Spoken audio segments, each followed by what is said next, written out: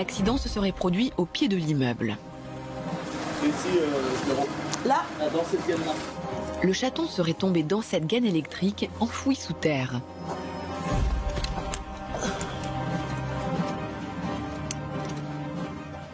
il est où? Celle qui... pas celle du haut. On vient de l'entendre. Je l'entends, mais je ne le vois pas.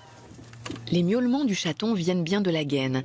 Mais Véronique n'a aucune idée de son état et surtout à quelle profondeur il se trouve.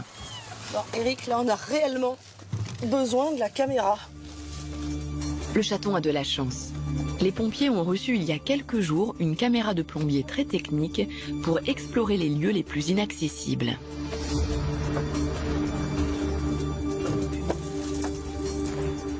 Hop, tu me donnes la caméra? Allez, vas-y. Oh oui, Mimi.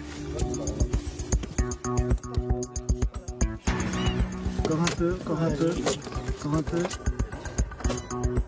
Là, je le vois. Il te donne quelle distance, Voilà, là, Eric? il doit être de mettre là. Il s'est coincé entre le tube et le câble. Il a dû essayer de remonter, mais là, il doit être bloqué. Le tout petit chat se trouve à 2 mètres sous terre. Son évacuation s'annonce compliquée.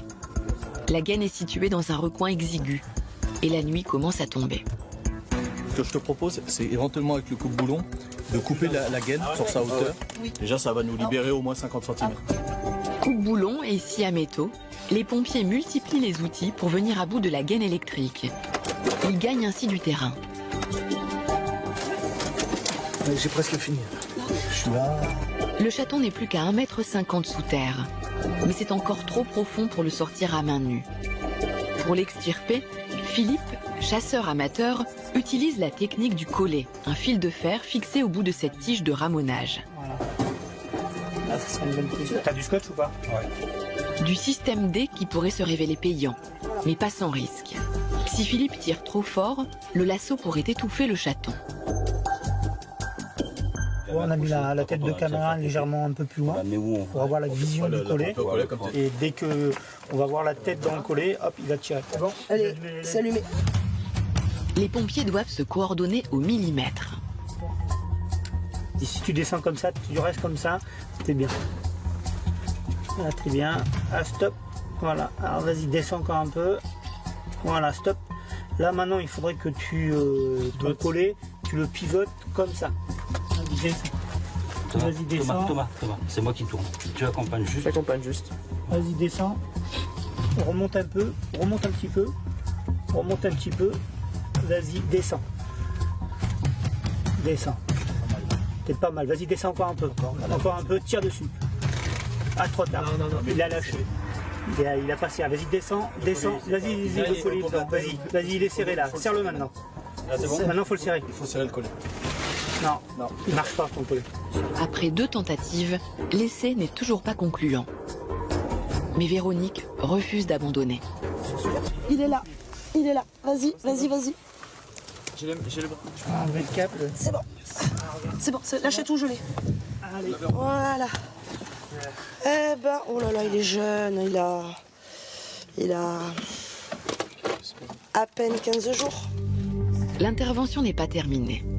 Parce que je commence à avoir des fourmis dans les jambes. Véronique craint que le chaton ne se soit blessé dans sa chute. Tu as une petite... Attends, il est où le PS? Allez.